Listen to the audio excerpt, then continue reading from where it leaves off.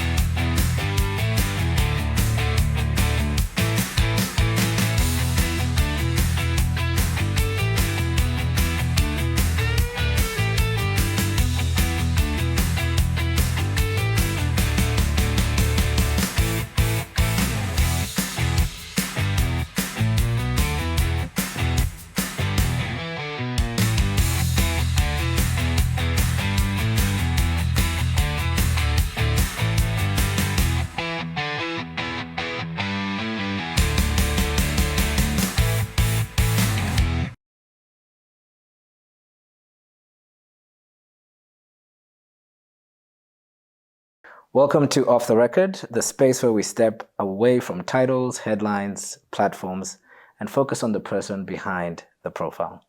Tonight on Off the Record, we would like to engage a man whose career has intersected the public sector reform, trade promotions, economic positioning, and this man is no other than Mr. Norman Maule. He's the Chief Executive Officer for Zambia International Trade Fair Trust and a former Postmaster General for the Zambia Postal Services Corporation. This is one of the country's most extensive state-owned institutions, and a trained chartered accountant, right? Sure. And very recognized as a fellow of both ACCA and ZICA. Mr. Maule brings a finance-driven lens to the public sector and leadership. Mr. Maule, thank you very much for attending this platform with us, and very, very excited to have you here. You're welcome. Thank you so much. I'm also excited to be here. Thank you for an opportunity. Behind the title, behind the prestige, they're hiding secrets, struggles, and stories untold. Meet the faces you know, but what about the people behind the masks?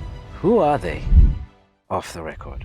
For me to have food, it was a problem. I was out of school for a year. I went to do some piecework, very long piecework. My career didn't start all rosy. Of course, started on a faster note at some point. I've never drank in my life. I tried once and I was a bit noisy. Yeah. So I decided, Yeah, I decided, no, I'm not going to drink. Yeah. I'm one of those few that after completing grade 4, I only stayed for 5 months and I was already in tertiary education. The question came and I said, I want to be president. I was laughed at. I just wanted people to understand the implications or the things that happen when one is about to have a stroke. And I want to confess that at one given time, I nearly crucified myself. The journey, the struggles, the triumphs, it's time to get real. From the operating room to the boardroom, from the podium to the pulpit, we're going off the record. Unfiltered, unscripted, unforgettable. Yeah. So maybe just to get straight in, I'm very excited to ask you a lot of questions. Sure, sure. I think we slightly discussed a few things, but before we get into the conversation, I'd like to ask you, do you actually take coffee? Are you a coffee drinker yourself, or would I pour you some water? What would you like to have during the show? I'm a retired coffee drinker. Ah, that's actually, I should have caught you earlier. All right, so what would Every you like accountant has drank coffee in their lifetime, but Yeah. after a certain age, you stop drinking coffee. I'm a tea drinker now. Tea drinker. Sure. Okay, okay. So we maybe have an option of water. Would you like some water for Some this? water, please. Okay, great. We'll get someone to pour you a glass. Sure. All right. So let me, if you don't mind, I'll pour myself some coffee. Sure, sure. And as we pour, maybe you could enlighten me a little bit on what type of coffee you used to drink, and maybe I can get you back out of retirement over time. I liked Jacobs. Ah, yes. And just any ordinary coffee. Okay. Yeah, those late night times when you're balancing books Yes. and you have strict deadlines to Yes, keep you yes, awake. Yes. You help yourself to a cup of coffee. Okay. Yeah. Yeah, no, my personal preference is the ground coffee, and now I hear there's some great Zambian beans out there. Yeah, sure. But yeah, unfortunately, I get to 6 coffees a day, and I've been told that I need to slow down. Oh, sure. I'm always excited about great influential people, leaders like yourself, and I think we slightly talked about how all of us can see people from the TV and think, wow, they must have just made it. Yes. But very few of us ever hear about the lessons from the beginning. Sure. So maybe just starting straight from the beginning, before you were leading national institutions, before the boardrooms and the public scrutiny, what did the real beginning look like for you? So I'm interested in maybe the skills you developed, and did you get support, any disciplines that came out of that? Sure. Thank you so much. My career didn't start all rosy. Of course, started on a faster note at some point. I think I'm one of those few that after completing grade 12, I only stayed for 5 months and I was already in tertiary education. Oh, wow. At Zambia Center for Accountant Studies when it was new, and not only new, but before the new building was constructed, we are learning at the 5th and 6th floor of Reverend College. So there was a program that was introduced by NORAD, and I earned a scholarship there to do a Bachelor of Accountants, Bachelor of Accountants in Finance and Accounting back then. And then I got a scholarship, and I was very happy. I was young and excited. A number of us, and we went through aptitude tests. I scored, I think I was offered. I don't know what criteria they used, but what I know is I did well in that aptitude test, and I was given. And we started.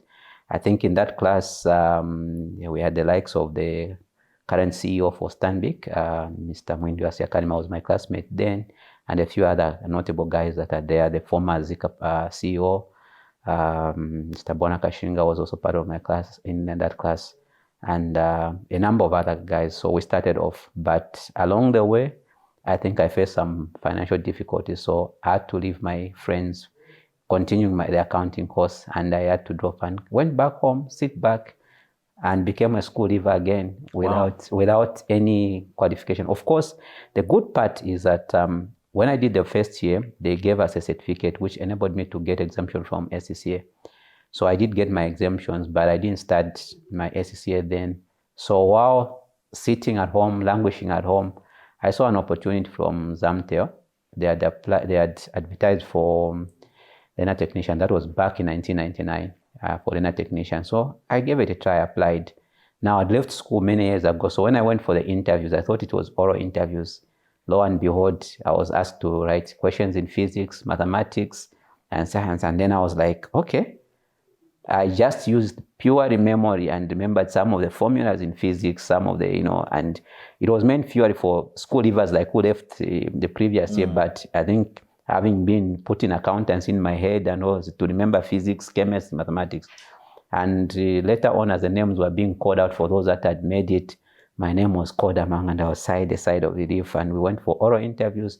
That was how I was employed as a Lena technician for Zamtel then back in those days. And I started my career.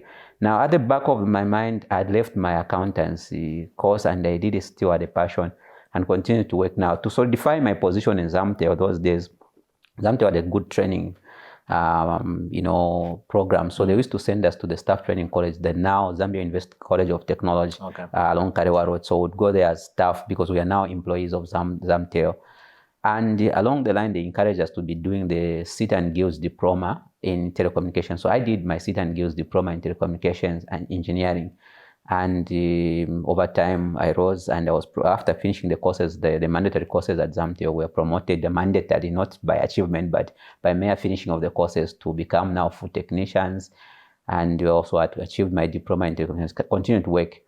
But then one of those days as I was working, I met one of my friends who happened to have been working for Deloitte and Touche then as an auditor, but we were together at Zika's. So he met me in the corridors of that time. It was Provident House where the headquarters was.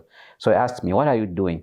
And I said, "No, I now work for Zamtel, blah, blah." I explained. He says, "But what about accountants?" And he said, "No, I think I've stopped." So you can get back to it. So I admired the way he was looking. No, I was in jean and in a t-shirt because we are technicians, and he was wearing a nice shirt and, the So he encouraged me at that time, so I forgot about it. Then another friend came, visited me. He was now working again also for Deloitte, in the same class, and he visited me home and told me, "You can still apply for exemptions." That's how I applied for exemption for SCCA and started studying SCCA privately at home. So to tell people the challenge that I had, that I never now went like full time, after leaving Zik. I'm working as a technician at Zamtel in the sun, Sometimes the job involved digging, climbing the poles, and you are tired. But come back home after knocking off, you go back to study. And then because I was living in North Rise then, which was near the Zamtio College, so because I was an employee, I think I took advantage and I would go to study there in the night. And for me, what I would tell people is that every time take the most of what is within your vicinity. And those days, Ndola and Copper Belt had only one center for exams, so it's Ngola School of Accountants. So in the morning when you're writing exams, you would have to drive there or get on a bus. You have a paper at 11 hours, but you start off at 6. Finish the paper at 14, you have to get back to Ndola. Following day, you have to go and write. And we kept on pushing like that. So after done, those days, SCCA was in parts. So part 1 was exempted. So I did my part 2 completed. Then I was working for Zamtio as a technician. I applied for change of department to go to finance. But it never came in easy. At that time, I consider myself to have been one of the instrumental people in the engineering department then, like as among the technicians. So the area manager was a boss then, refused to give me a transfer, and he bluntly told me, I'm looking for more staff to work and you're one of the key and you want to leave me. I cannot allow that. So after a year, I tried again. And then I was allowed to say that because you have insisted, I think there's no motivation for you to work. Go and do the thing that you want to do, to start looking at numbers instead of looking at the power and all those things, and and the signals and all those things. So that's how I was welcomed by the then finance manager, may so rest in peace, Mr. Basilium Sonda in the finance department. He welcomed me, and I think at that point he became my mentor. And I started doing my SCCA and finished then quickly. I think finished my SCCA. But the good part is that I think that's where the solid career started from, because I was surrounded by well-experienced people. And up to now, I think part of what I am is because, so unfortunately, most of them are dead. The likes of Mr. Elijah Nyerenda, who was then our manager budgetary control, very inspiring. Mr. Basilium Sonda, the late as well. Was a finance manager and became director of finance. They were really you go in the office, you have made a mistake. First of all, they'll shout at you. But Mr. Msonda, because he was also a lecturer at CBU, then they'll start lecturing you one by one, taking you through So those are the people that were instrumental. They had other supervisors there in finance that shaped me. And from there on, I think now I knew that was 2012. I became now felt like now I'm an accountant, working alongside people. And the good part is that because I knew I'd finished SCCA, but I was working at a very, very low level. But they would challenge me. And with all the, you learn very difficult things, but you're not applying them. So when you make a mistake, the first thing is, but you're a qualified accountant. We don't expect that from you. And you don't behave like the other people. So the sense of responsibility started coming, and you're becoming aware. So I'm different from the other accountants in this institution. So every time you make a mistake, but you're a qualified accountant, we don't expect that. You want to knock off early like everyone else, they leave. You just hear your name being called. Yeah. And then I want you to do ABC. Then you're like, everyone is not, but you're a qualified accountant, expect you more than that. So for me, started now bringing a sense of responsibility, but I needed to protect the name of the SCCA and the name of Zika, because at that time I was qualified. But what I saw, it was not just about being a qualified accountant. I think those people with insight, I look back, they saw something in me, the greatness, but I was being lazy, and they didn't want me to get destroyed, but they helped me. But because I get a bit frustrated, I wasn't using so much of what I'd learned in accounting, started looking for jobs elsewhere. I have a philosophy that if you don't get promoted within the organization, promote yourself by finding a job elsewhere. So at that time, the frustration set in, and I saw MTN advertise for a job and applied and got a job at MTN. I was very excited. MTN exposed me to a number of things on projects and all those things.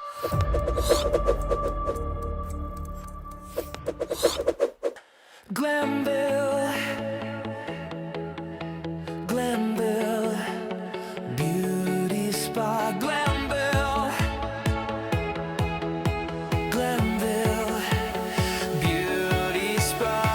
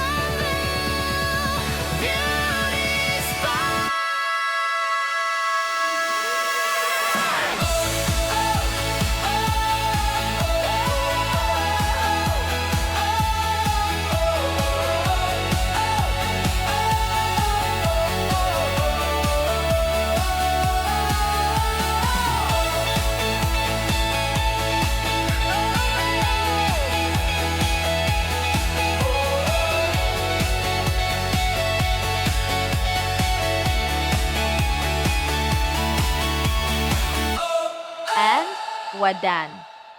Get your detox pedicure done at any Glamville outlet at only 600 kwacha.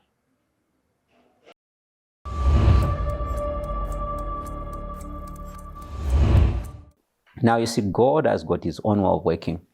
When I worked for one of the public, private companies, an oil marketing company, it had no HR department. So, because I like reading, I started reading a lot about HR and all those things. So, by default, they made me to start handling HR while I was an accountant. So, I never, so that sometimes I would complain. So I'll be the one doing the contracts for people. I would be the one, writing letters of appointments, and then for the CEO to sign and all that. So you find that I would spend much of my day doing HR work, then in the night doing accounting work. So it was, but when I moved to Zambia University College of Technology, then I just noticed my role involved. Actually, the HR officer was reporting to me. And now I remembered what I was working, that it helped me a lot. But I had a very good HR officer who would also guide and all those things. So that's how. So from there, I moved on back to the private sector. Wow. After that, and joined another oil marketing company because I like oil marketing companies. So there again, the pressure came in. Mm-hmm. So at that point, it was a very good job, very good appointment. Everything was okay. Now, prior to that, I had attended interviews at Zampost. So then in the process while I was there, now I was called by the board chairperson, Mrs. Siumba, says, this is Mrs. Siumba calling you. Remember you attended interviews. And now I think many months have passed, like 8 months or so. I said, okay, I remember. So the board resolved to appoint you as Postmaster General. So would you like to take up the appointment? I think she could tell that I was a bit hesitant with my voice. But luckily I was in Osaka, so then she said, can we meet at their office? So when we met there, says, are you willing to take their office? Then she encouraged me because she's an HR practitioner. So she encouraged me and says, you know what, this is good for your career. You are now becoming a CEO instead of the way your career has been always a CFO. Take it up. Then I was like, no, Zampost has got challenges. So I was like, but she's a good person. So she really encouraged me to take up the appointment. So I took up the appointment. And that was my first time to be a CEO. And then I didn't know what I know Zampost, I would read about it and, a few challenges here, issues in the newspaper and social media and all those things. Now it's like, you don't know what you're going into. And one of my friends met me, actually two of them, and says, after taking up the appointment, and the one thing they said, you must be very courageous for you to have chosen Zampost to go there. But there's something that really defined for me when I was going there, it wasn't about the money, it wasn't about the pump, but I took it with a sense of responsibility to feel like I think this is now the nation calling upon me to save Zambia rather than to, just to earn. And, sometimes when you're doing jobs, you just want to earn money. Because where I was working, I was earning very well. My salary was in US dollars before government changed that no salary is paid in US dollars. I was getting paid in US dollars. And it was a very good job. It was an international company. I was being taken care of. Being an oil marketing company, fuel was there. Everything was okay. But when you get to Zampost, you find that because it's regulated, your salary is regulated by Emoluments Commission. So there are all those, and also with the challenges in cash flow and all those things. Yeah. But I took up as an opportunity to save. So I think it was interesting. I moved there and hit the ground like a paratrooper, hitting the ground running. Found a lot of things that needed attention, that needed change. I found the team there, and then there was change. Some of the team members were leaving, others were coming. Attrition rate was very high at that point. But we settled. What year was this? That was 2024 rather. Yeah, that was 2024, early 2024. Yeah. I worked there, and then until I left. Then come to Zambia International Trade Fair. Yeah. Again, the opportunity, I think the board chairperson asked me, would you like to take this appointment? And why would you like to take it?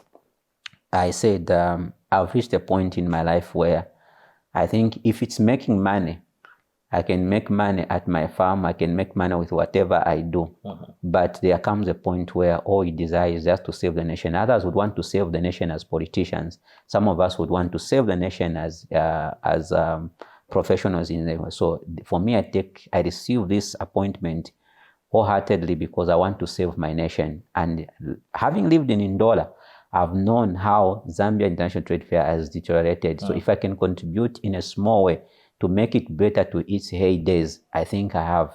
And I clearly spelled out my strategy and my plan to say, this is what I want to contribute.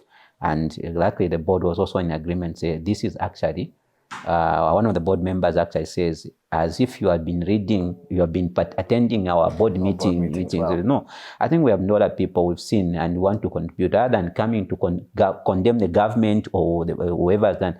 But what should I do to contribute? So I'm in this role to contribute in one way or the other to the development of this nation. And if Zambia International Trade Fair Trust can move to the level where we have visualized it to be by 2030, I think if my time to depart comes, I will leave a proud person, just like I left Zampost a proud person, because in that short period of time, we're able to buy electric vehicles that we're able to efficiently deliver. We bought Zampost at the challenge with the fleet of vehicles. I think with cash flow constraint in there, we bought some vehicles that were able to help deliver. And I'm sure over time we've seen that Zampost has become a bit efficient. I think that's who I am. Wow. I didn't have it easy, but here we are by God's grace. No, that's an amazing story. And thanks for bringing us from start to finish. And I noticed in your conversations, you mentioned a lot about interventions from amazing people, yes, past and present. And I wanted to just maybe clarify something, because I think even the audience will be interested. There is a very different approach in the private sector versus the public sector. Yes. And, obviously, even for us who are in the private sector, we sometimes complain about public sector services. But what I loved is how you gave those different objectives of maybe some are administration heavy or they are results oriented heavy. Maybe from your experiences and some of the disciplines that you've incorporated, particularly in your new position, how do you then feel is the way forward, particularly for the youth, all right, who are coming through the ranks? You are privileged to have mentors along the way. So was I. But there are some people who have never been exposed to those, and or they've maybe only been in one sector or the other. So how did you manage to bridge that gap, and how did you maybe empower the next generation or the next successors when you left these positions to make sure that things were being done? All right, thank you so much. So the question has got so many aspects that I'll do. First of all, just emphasis on the difference on the private sector. First of all, when you're dealing with the private sector, what is the motivation? The motivation is profit maximization. Exactly. So the owners of the money puts into this business, they want profit. So they are not interested in how you get the profit. They are interested in what amount, the quantum of the profit. So then there's efficiency. Then some of the procedure issues are cut down because you want a lean structure. So like I told you, I'm an accountant handling HR issues. And sometimes I would even handle operational issues. So you find that you are working out. But the good part with the private sector, they will give you a lot of money. So it depends on what you're looking at. So you do all those roles, but you get more money probably the salary that 4 or 5 people would get, but you don't get the time probably to enjoy it because you're knocking off 23 hours and all those. So the emphasis for the private sector is profit maximization. Yeah. But for the public sector, you must understand, where do we get the money, first of all, that we use? The money is for the public. And when we talk about the public, it's taxpayers' money. And then what is the objective? The objective is a common person. I may be CEO today at Zambia International Trade Fair, but you have an interest in Zambia International Trade. Whatever happens to you, as a member of the public, just moving, you have an interest. So what I do affects you in one way. You can even complain, go to our provincial minister here, Honorable Elisha Matamba, and say, the CEO is not doing this. I went to trade fair now, because it's the public. But if I'm working at my father's company or it's a private company, even if you come to complain, I can even chase you. So that dynamic is what should be understood. Yeah. And then so now the public, because you are holding in trust the money on the public, so the government has put in place procedure and even to make sure that assets are safeguarded. In the private sector, for example, when you want to dispose of assets, you don't need a committee to sit. Yeah. You just look at the asset register and say, these have been depreciated. You write a memo to the CEO and say, can we depreciate this? Then we say, oh, this, they'll be disposed of because they've been fully depreciated. But private sector, even once it's happening, because we don't want people to abuse, so there is that level of abuse. for me, my first job after Zamtel, my next job that I got, little did I realize that even my experience as an on industrial attachment at Zambia Sugar Company, because when I joined MTN, one of the things they were requiring is somebody who can also handle a bit of stock. So I used my experience for stock account that I used to do at Zambia Sugar to do that, and they were able to. I experienced, because the question in the interview was, have you had the experience in stock count? Then I experienced my experience at Zambia Sugar. So basically, what we are looking at as young people is, I think, not to be in a hurry. With the people that you see, their careers have been developed over a period of time. They've had challenges, but also offer yourself to mentorship. People will not always tell you that, come, I mentor you. Offer yourself, and some mentorship doesn't come in a nice way. It comes in the form of shouting. You know, and that's one thing I've noticed about our generation. We don't like people that will shout at us. We are the new generation rather, they are emotionally weak in the sense that they look at shouting, but some of us have been built through people that would shout at you. You feel like not going for work for the following day, but you push yourself and go. But later on you realize, you know, sometimes sit down with friends and say, we mentioned certain bosses, we nicknamed them, and they say, that man and that man, but we are good. And later on you realize that when you meet some of them in life, you realize they're just normal human beings. They were under pressure to work those days. So that's what I was true. So yeah. No, that's really, really powerful. I like that. And you mentioned your father's being one of your biggest mentors. So maybe I'll take it a little bit on the personal side, if you don't mind. Have there been, obviously, in your career, looking back, some very difficult decisions that you had to make that maybe at the time you thought were bad, but they're probably life-changing in the future? And if so, could you share some of those? Yes, there are quite a number of times. For example, ordinarily, in my early stages of my career, when I made a decision to join Zamtel as a learner technician instead of continuing with the accountants, obviously I should have been pushing to look for a job as an accountant, a clerk, or an assistant, even at Zamtel itself. But for me, I had to take the only opportunity that was available. So it was a very difficult, because I was changing. And the people would ask me, now you have changed, you are no longer an accountant. And then, so it was a kind of difficult. And believe you me, at that time I changed, because I even wanted to go to CBU to go and do engineering, because of course, I liked physics, chemistry, during my secondary school. So for me, engineering was an option.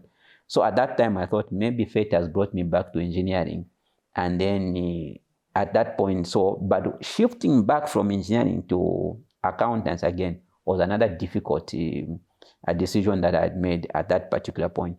But also, I think one of the difficult decisions was also leaving a comfortable job as a CFO of an oil marketing department to join Zampost as a postmaster general. Like, you know, there's a way where the private sector is, and you've experienced both sides. So it was also another difficult decision. But like I said, I think for me, the defining moment was about now saving the nation. And I looked at myself, I liked what one of the people that always says, you have a privilege. One of our former board members would always say, you guys, there are over 20 million Zambians. You are privileged to be chosen among those two. So like I looked at myself, says, at every point in time, there can only be one postmaster general.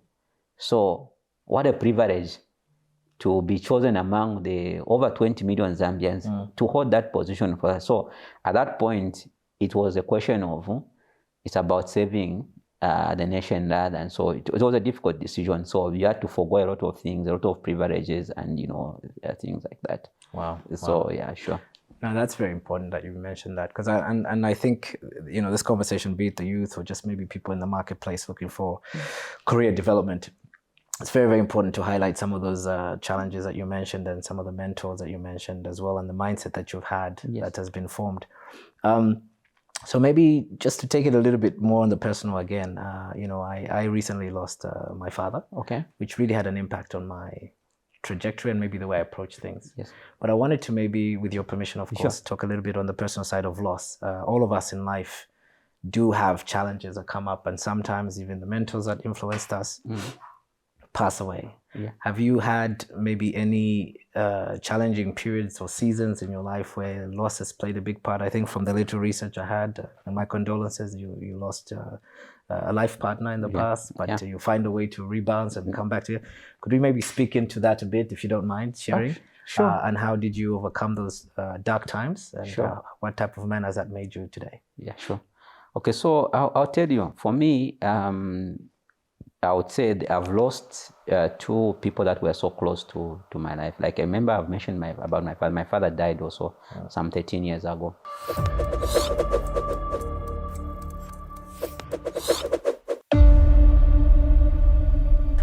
Glenville, Glenville, beauty spa, Glenville, Glenville, beauty spa, Glenville, beauty spa.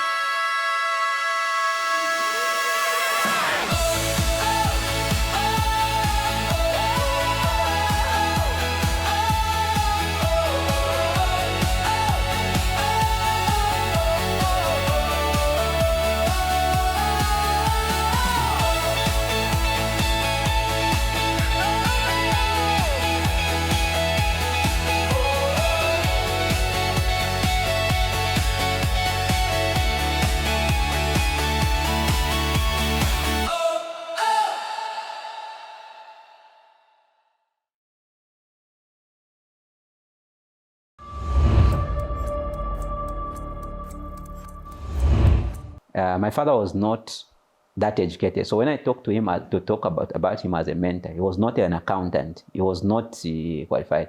But I think I learned leadership from him, and I learned a lot. He was a good father. I always tell people that if there's any person on earth that has had a good father, it's me.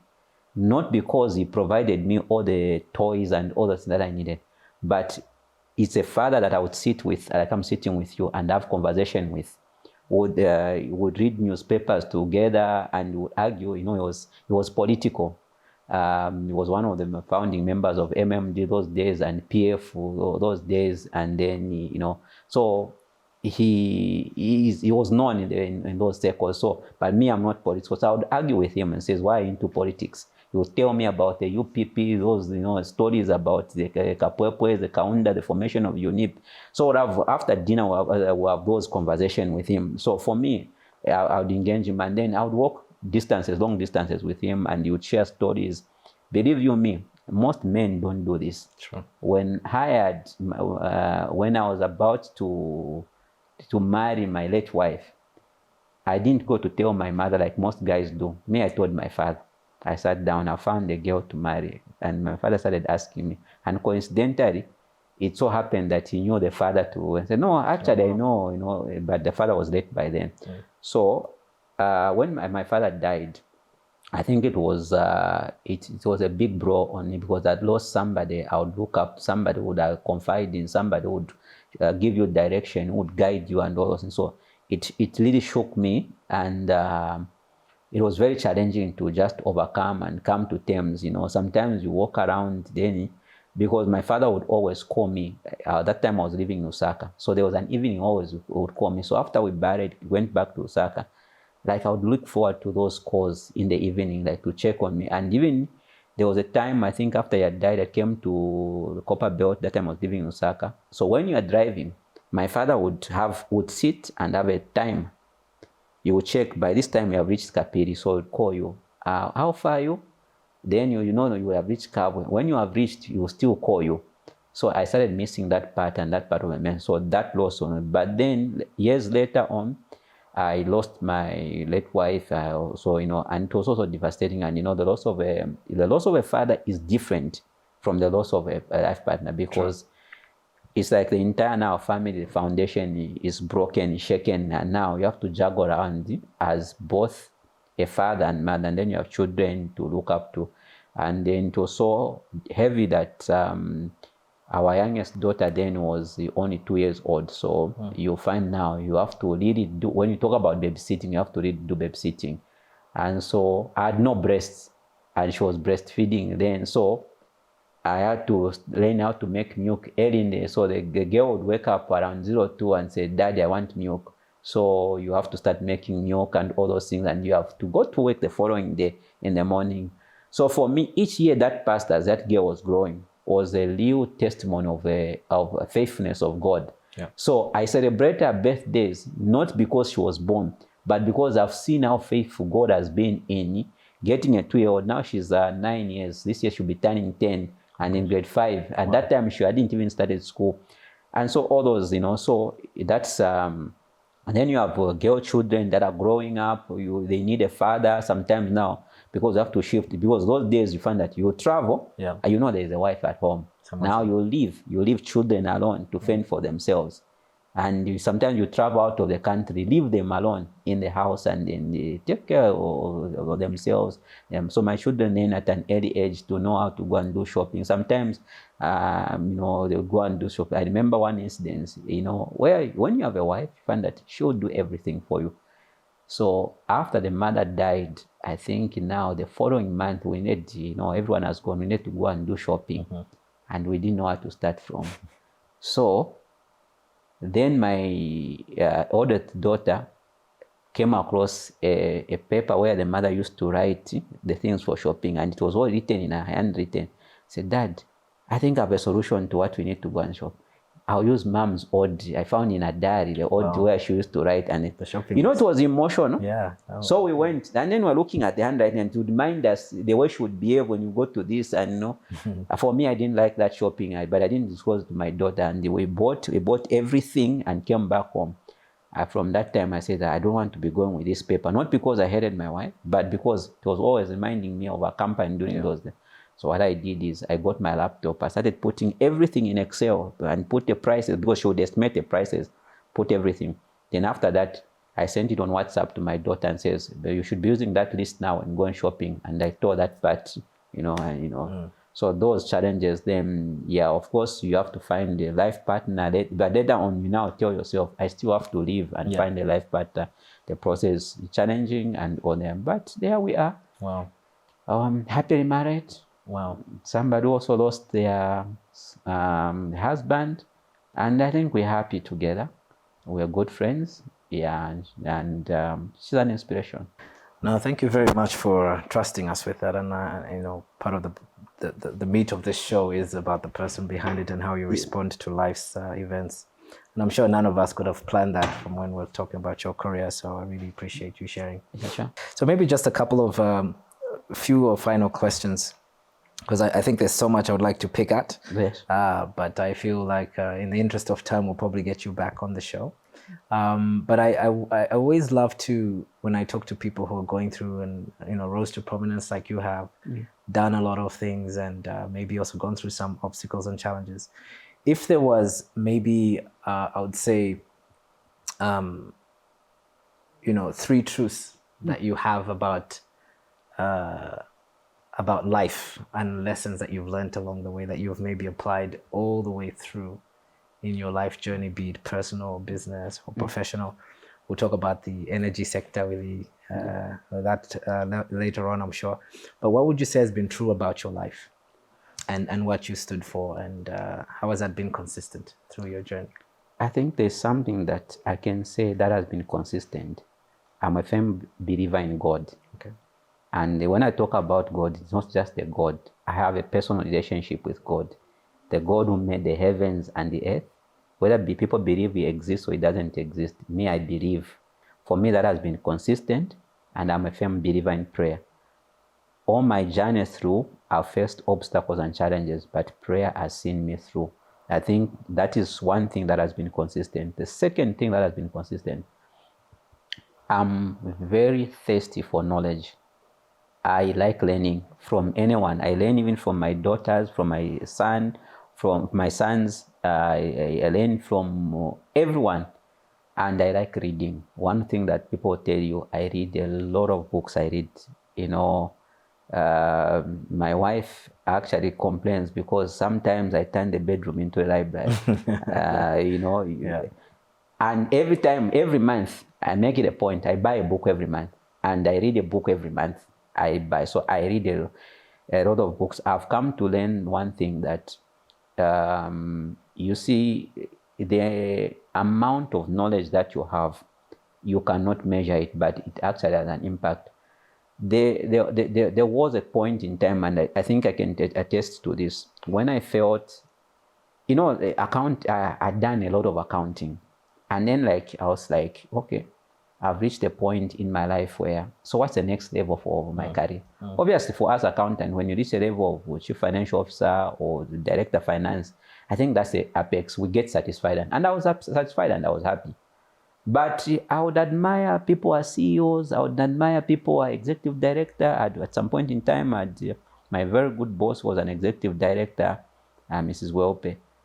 I think she's Dr. Welpe, Dr. Shtima now, Mrs. Welpe. So I would admire, but you see, you as an accountant, you are limited because the kind of institution where it required somebody with an academic background and needed a PhD, needed to do she's a doctor, so to be there. So I actually told myself, in this institution, come what, I may never be a CEO in it. And I think at one point in time, we had a conversation where we were on a trip to Lusaka. I said, ED, me, I cannot be ED in this institution. I'm an accountant and I'm not an academician. So for me to be there, I need to go and do a PhD in accounting and come back. No, me, I'd rather find it. If I get bored here, I'd rather find a job somewhere. So, but one of the things I started looking at is I knew I developed the accounting skill and all those things. I was, in my own estimation, humble estimation, I was one of the finest accountants around. But there's something that I noticed I noticed about leadership. So I started reading a lot of books on leadership. I just noticed that in school, we don't learn about leadership. In more professional, there's no topic or course leadership. And maybe now they have introduced, but during those days, there's nothing. So I started getting through. It says there's a difference between a manager and a leader. I said, okay, I've been a manager all along, but what caused a leader? So one of the books that I read was by Miles Monroe. It's called The Speed of Leadership. Okay. That book changed my life. In that book, if you just to give you a brief, when you go and read about leadership, it tells you that everyone is born a leader with potential leadership. And that shook me and said, no, it's not possible. Why aren't we leaders? But the difference, it says, the only difference is attitude. A leader takes responsibility, while a follower blames others when something happens. That changed my life. So it says, whoever you blames for your circumstance automatically becomes your leader. That's the what is there. So the moment you take responsibility, automatically becomes there. So I may be CEO today at the Zambia International Trade Fair Trust. If my finance manager does something wrong and I blame him for that, he automatically becomes the CEO. But if I take up responsibility and says, you have messed up, but ultimately the buck stops at me and I'm going to correct this mess, then I'm being a leader at that. So what defines a leader is how you respond with a sense of responsibility. You don't want to speak to the cleaners, to the sweepers, but those people are critical.